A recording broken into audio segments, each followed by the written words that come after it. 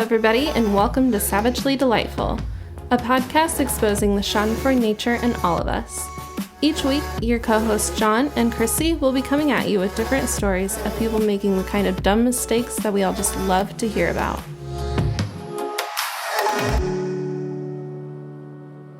Hey everyone, I'm John. And I'm Christy. And welcome back to Savagely Delightful. Welcome back. What episode? 35. Oh, got it right this time. See, my pages. I saved it right and it says 36. I am not doing that. Delete it all. I don't understand Throw it away. Throw the whole thing away. Fucking Apple. You don't need it. I do, though. Yeah, for this. you do. Please don't throw it. Yeah, right. Okay, you got updates? Started school this week. I get my associates this December. Whoop whoop. So this is my last semester for associates. He's an educated man. I'm getting there. I'm trying. That's about it. Got some like a PLC class and some fluid power, and then professionalism and portfolio to get me ready for the world. Yeah, it's so good at that. But then, I get a semester off and I'm going back for my bachelor's, so. Yep. But one semester at a time. And in the semester off, you get a baby, too. Yeah. That's a blessing. Right. That's going to be so Perfect. Nice. Yeah. Just a good 6 months off of school. Yep. Get a kid, get to be able to set into like an actual schedule. Somewhat routine. Yeah, something. Some After the initial craziness of it. Yeah. Yeah. It's going to be wild. But, yeah, it's all good. What about you? I met a penguin. Yeah, you did. And by a penguin, I mean multiple. Is it a flock? A flock of penguins? Flock. Yeah. Or is it a murder? Murder. Like crows. No, I'm pretty sure it's just It's a flock. murder of penguins. It's a groupie. Yeah. They're just groupies. They're just homies. It's called a wedding because they all look like they're in Texas. You're a dork. I liked it, so you can fuck off. But they're so cute. I've never pet a penguin before, and to me, they felt like snakes. That's so weird. Because their feathers are so compact and like a little like oily a little bit. When's the last time you pet a snake? 2 days ago. Okay, don't lie to me and don't lie to our listeners. It's been a while, but I know what a snake feels like. Tastes like? Yeah. Oh. Okay, Freudian slip. I've probably tasted a snake before, let's not lie. Have you? Yeah, like snake bites? Those are a thing, aren't they? Yeah, but that's not actual snake meat. What is it? Snake bites is usually cheese poppers with jalapenos in them. Okay, well, we don't know then. God bless Because I feel like I've eaten snake before. Anyways. You're so pretty. But it was so cute because they since they mate for life, they had their little armbands, and for each couple had their own color. That's so precious. that you could tell which ones are together. That's so cute. It was adorable. Didn't you say you took your best friend, right? Yeah. It took Caitlin because she loves penguins, and I wanted to do it as a part of her bachelorette party. Mm-hmm. But with the different restrictions at different places and stuff, it was super not feasible. So I just took her by myself. Yay, COVID. Right. Well, and it wasn't even a COVID thing. So we went to the Fort Wayne Zoo and up in northern Indiana, and they always only do 2 people, I think. Weird. Right? But it was nice because it was one-on-one with the dude that runs the penguin things and the animals.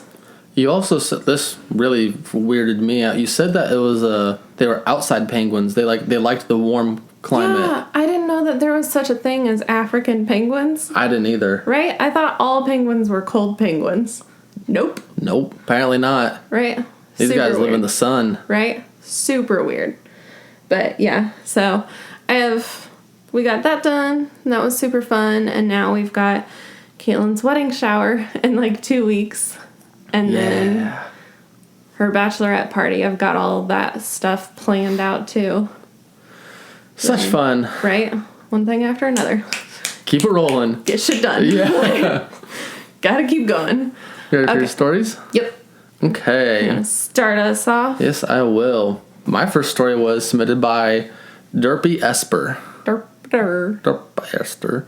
And she writes, my 2-year-old, like many toddlers, has a crazy attachment / obsession with one of his stuffed animals. He's had this teddy bear since day one. He does nothing without it. He eats with it, sleeps with it, even tries to bathe with it.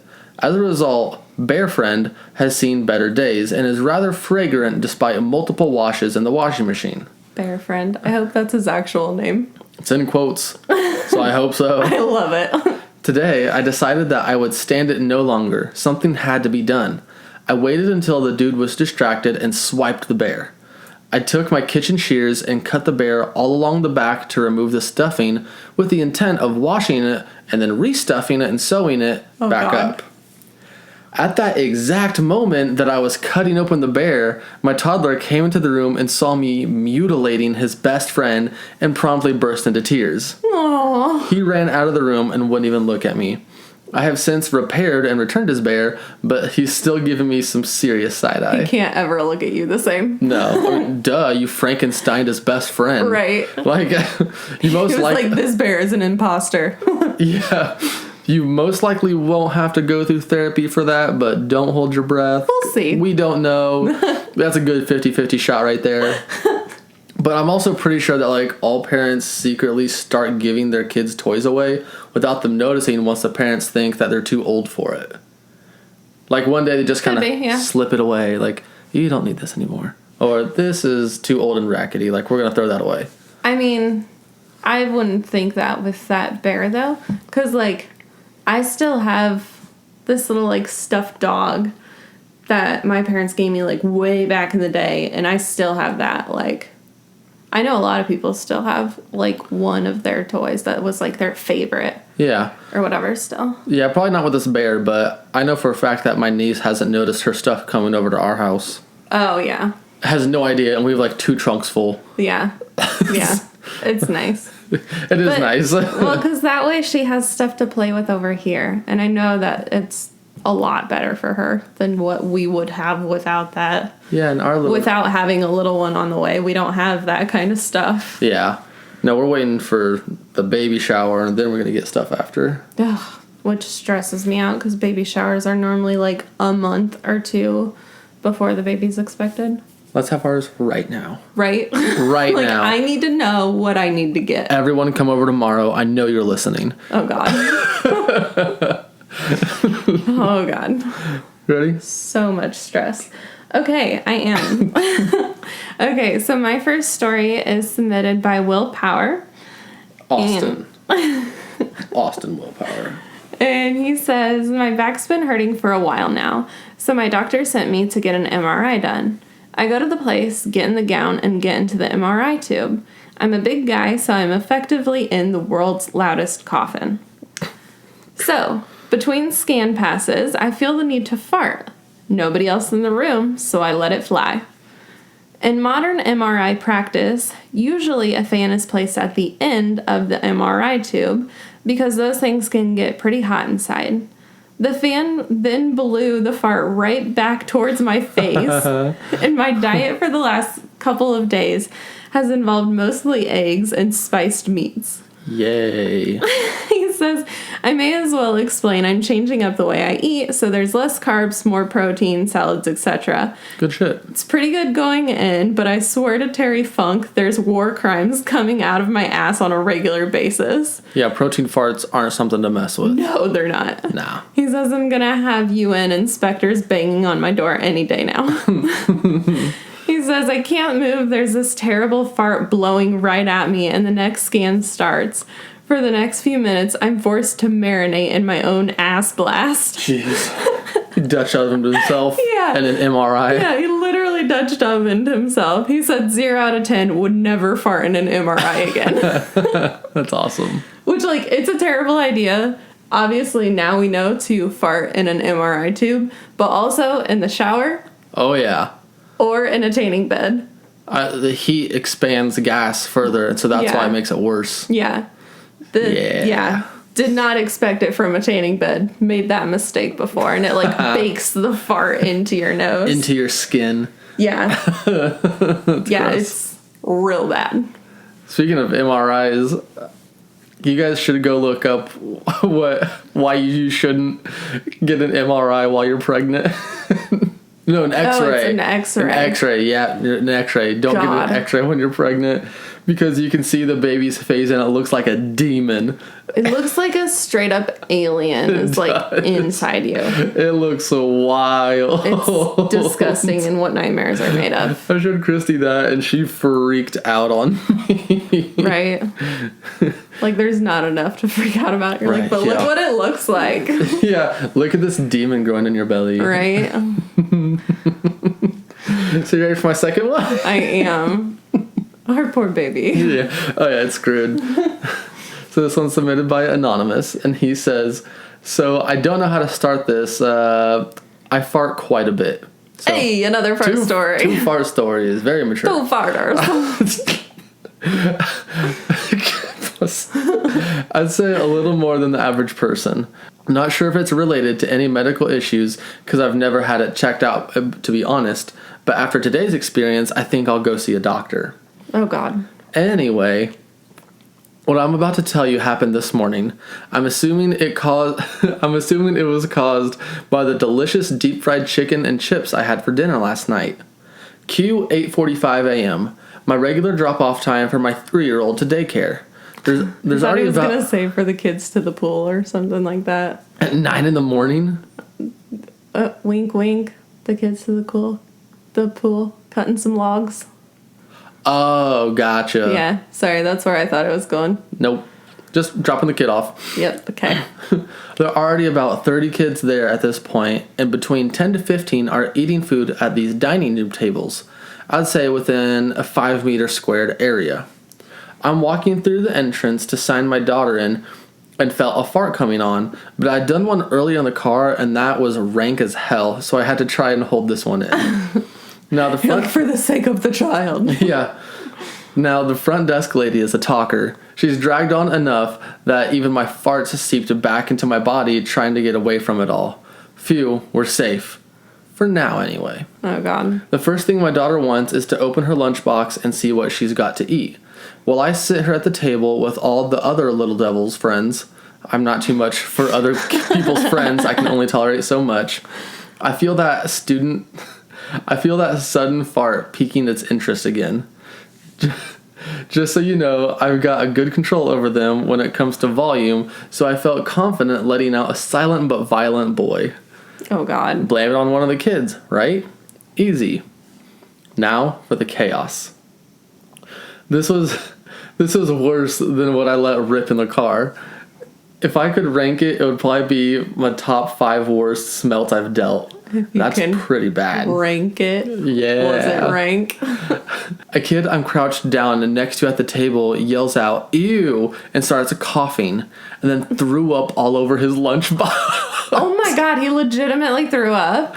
While this was happening, one of the teachers was frantically looking around, trying to spot another kid and yelling at the other teachers to grab a towel and come help. She bolts over to this other kid and tries to run off with him. Turns out he has a really bad stomach for seeing other people throw up and the smell of it. But it's too late.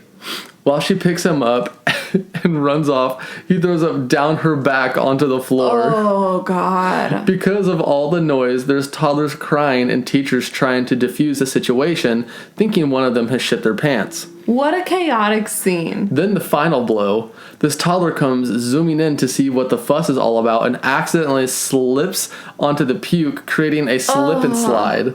This kid easily slides 2 to 3 meters. No worries though, he's just laughing his head off. After it's calmed down a bit, disgusting. After it's calmed down a bit, they're still searching for the rest of the kids for a culprit. I make my way out of there quick, and while I'm passing one of the teachers, make the comment, "Another day in the office, huh?" You just like tiptoe and back out. Like this is the epitome of those adult cartoon sketches from like Simpsons and Family Guy. God, yeah. Where someone farts so bad that people start throwing up, and because They, like, someone else pass is out. throwing up, another person throws up, and it's just like a continuous circle. Oh my God. And it's even complete with some kids sliding in it. Like, I can say I've let some rank one slip, but I've never made a kid throw up in his lunchbox to make another kid throw up, to make one kid slide in it. I don't think anybody can say that except for him. I was going to say, that's next level. Yeah, that's peak comedy there. That's wild. It's gross is what it is. It's very freaking gross. That is another day in the job for him, though. Ugh. You're like, bye. Right. No, thank you. Okay, you ready for mine? Yeah. Okay. My next story is also from an anonymous source. Dun dun. And she writes, "My husband and I sleep naked. Always have. We like the skin-on-skin contact, and it's overall comfier to not worry about getting tangled up in pajamas at night." Damn straight. Right? Lately, he's been working a night shift for his job, and I've been sleeping alone at night, naked like usual. About a month ago, right when my husband started his night shifts, we got a kitten.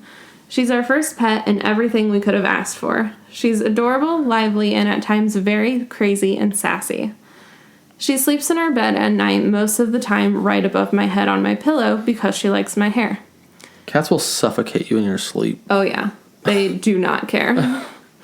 Recently, however, she started to enjoy sleeping under the covers between us. We don't mind so long as we don't squish her. We're pretty good at staying put at night, and I don't think rolling onto her is very likely. But, like, to me, that kind of irks me. Yeah. I would never want to sleep naked in a bed with an animal in it. Oh, yeah. That's weird. Right? Especially if the animal was, like, sleeping in between us, too. Mm-hmm. Like, nope. Nope, don't like that. Gonna get a furry paw somewhere you don't want it. Right? Which, like, I get that, like, it's a natural body or whatever, but like it still irks me for some reason. It's weird. Right? Okay. She says, "On to the fuck up. Last night was a regular work night for my husband. He goes to work and I go to bed at around 11 p.m. naked. Our kitten follows suit and cuddles up under the sheets with me. I fall asleep not knowing the pain I'm about to feel a few hours later. Cut to 2 a.m. I wake up panicked about a red-hot, stinging pain on my chest, like somebody had grabbed my nipple with a flat iron and twisted it as hard as they could. Jeez. I'm still half asleep at this point and couldn't seem to figure out exactly what was wrong and why I was in so much pain. I frantically flipped the sheets over, grabbed at my boob, and finally realized what was causing the red-hot nipple pain. It was our kitten, who had probably woken up to play with her tail and saw my boob as a great chew toy opportunity. Oh, God. She bit my nipple hard. Naturally. Throw that fucking cat. Right? She said, naturally, I grabbed and almost threw her across the bed, which hurt even worse because she bit down harder as I pulled her off. Ugh. Jeez. Right? That is so terrible. She says I yelled some gibberish obscenities at her, then proceeded to wrap myself tight in the sheets to keep her out. I spent the next half hour or so rubbing my throbbing nipple and trying to keep the tears at bay until I could fall back asleep. Cats are fucking assholes. Yeah, fuck them. Team dog all the way. All the way. It's now about 1 p.m. the next day, and my nipple still feels sore. You're going to feel that for a couple days. Right? It hurts to wear a bra, and I can still somewhat feel the burning sensation from being pinched with her tiny, sharp teeth. I can't believe she didn't break skin or leave a bruise or anything. Yeah, me too. While I still think that she's the sweetest kitten in the world, I'm now very much aware of the inner nipple-biting gremlin. Yeah, they're all like that. They all are, yes. Cats are assholes. They're all planning and plotting. Cats are the true aliens of the world. Right? And they're worshipped by Egyptians. Yep. She says, I think I'll wear a t-shirt to bed tonight. But, like, I would just try and not let the cat under my covers anymore. I am not wearing a shirt to bed just because of that. Yeah, the cat can go sleep on its bed. Right. Or in a different room. But, like, or on the street. Yeah. Or in a dumpster. Oh, okay, now we're pushing it. But, like, I wonder what her husband said, too. Once that she had to tell him. Like, Probably got jealous. Jealous. Oh my God. Yeah, like, I wonder what he said. Or if Probably he just, laughed at her face. Like, Yeah. if that happened to you, I'd just laugh at you. That's what I'm thinking. Like, probably just laughed and went on about his day. Yeah, I'd be like, hey, don't let the cat in the bed, dummy. Right? Easy. Ready for my last one? I am. All right. This one was submitted by Ash6791. He says, so this happened this morning. Oh, let me just say a little disclaimer. This one's kind of gross. Okay. Like, it's kind of gross. It's... Okay, you're reiterating that a lot. Is it real gross? Yeah. Okay, so possible trigger warning to people? Maybe? Maybe. Of just grossness? It's gross. Okay.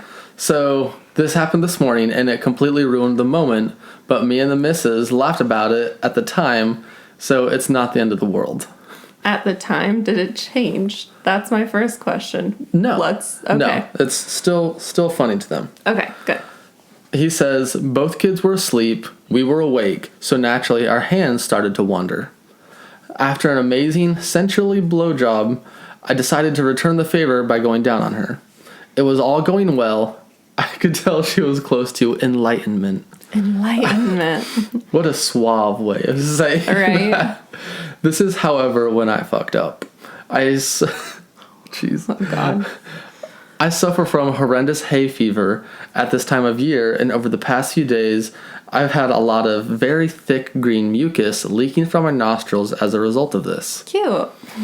Anyway, with my tongue still beating like a baby bird's wings when attempting to take flight, I felt a tickle in my nose, which I knew was a sneeze. I held it off and felt the sensation leave as I doubled my efforts in case the sneeze came back. The sneeze did come back and caught me completely by surprise. I let out a massive sneeze. At least half a liter of snot came out with it and covered my wife while I was going down on her. I wiped my nose and just looked at the sight as if I just witnessed a murder. We were both silent for about 30 seconds, then burst out laughing. Because what do you even do at that point? Like, I cleaned her up and accepted I ruined the moment. Don't worry, though. She did reach enlightenment with the help of a toy. oh my God. I am speechless. Right? I'm like, I don't even know what to say to that either. That's absolutely foul. I don't know what to say. I don't think even a toy could save that at that moment. That makes me want to throw up into my lunchbox. Right. I'll slide in it. Yeah. I'm glad you guys could laugh about it because I would be mortified for all participants. We also are weird, though. We're weird, but that's... Yeah. You get grossed out by things more, for sure. Just go on with yours. They just done fucked up. Okay, so my third story is by Fact or Factorial. And they write, this all starts after we check into our room at the hospital for my wife's induction last week. The rooms are newly renovated with cool furniture and a big TV to help the whole birthing process more comfortable. Now, the bathroom seemed to work as normal, nothing out of the ordinary. Wife used it just fine. I pissed in it, flushed, and washed my hands and didn't think anything of it. Wife used it again shortly after me and told me I forgot to flush. I was sure I did, but you don't argue with the boss. Just said whoops and went on with the whole labor thing. Yeah. Especially in that moment, he's like, I am not doing this right now. Oh, yeah, you don't correct him. Right. He says, it was now late evening and my wife is having some real contractions. She's dilating on schedule and she finally gets the go-ahead to get the epidural that she's been looking forward to the whole pregnancy. If you are unaware of what an epidural does to you, it not only completely blocks the pain of contractions, it also numbs your legs to the point that you can no longer walk. This means that you have to have a catheter installed to relocate your urine on your behalf. I didn't know that. Hate that, right? Yeah. The more you know. Right? So, that doesn't sound like fun. I've heard that those really hurt coming out, so you're not avoiding any pain. There's pain no matter what. Anyways, of course it's a lesser pain, but whatever.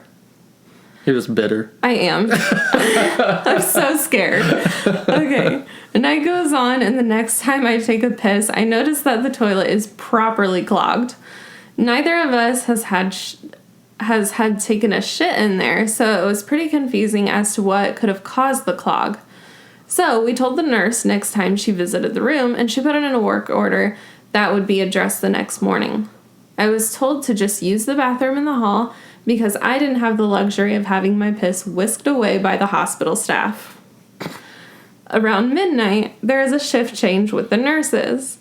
As the new nurse was working on emptying the pee bag, I let her know that the toilet was clogged and wouldn't flush. Like a good woman of science, she tested my hypothesis and successfully flushed all the piss down the toilet. Sweet, I don't have to use the bathroom in the hall. Morning arrives and it's time to do my business. I still don't trust the toilet 100%, so I split my work into 2 shifts. I drain the main vein first and flush the toilet. It all goes down perfect. All is well, I thought. Hospital food ain't the best on my belly, and while it wasn't horrible, it was still a gross shit.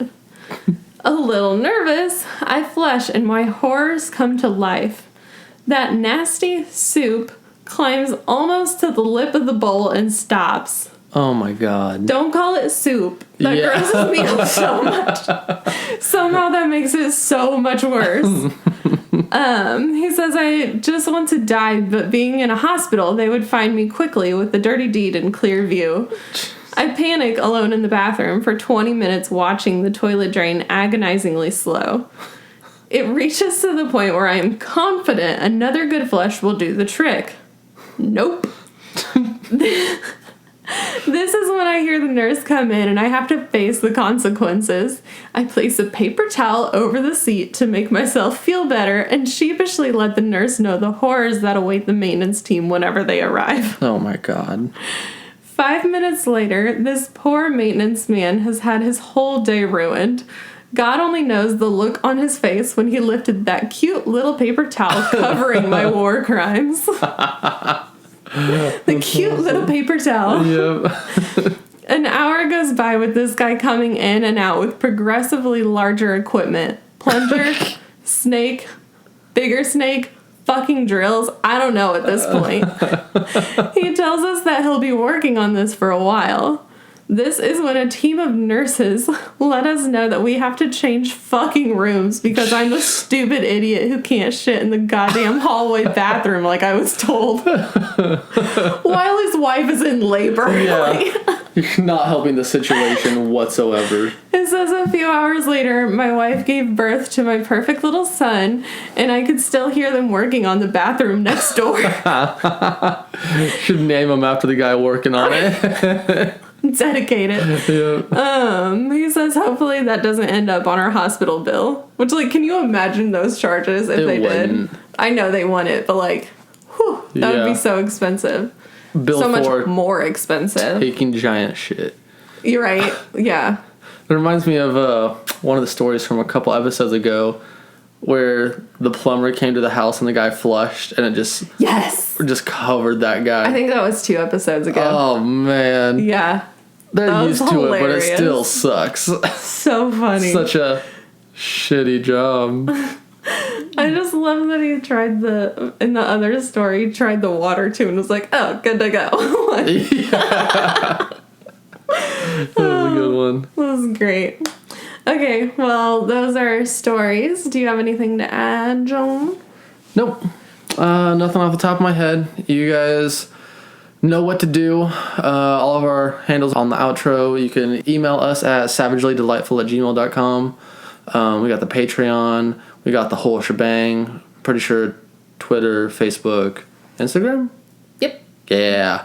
So send us some stories. We're reading. Yep. The show's not free to make. We like making it, but if you want to send us a little donation on Patreon to help offset the cost, then that would be awesome. We are still recording on the floor. Right. I don't see that changing for a while, probably. But, no, especially with the kid on the way. Right. But, it'd be helpful. Yeah. But we appreciate you guys and love you. Yep. And we'll see you next week. Bye-bye. Bye.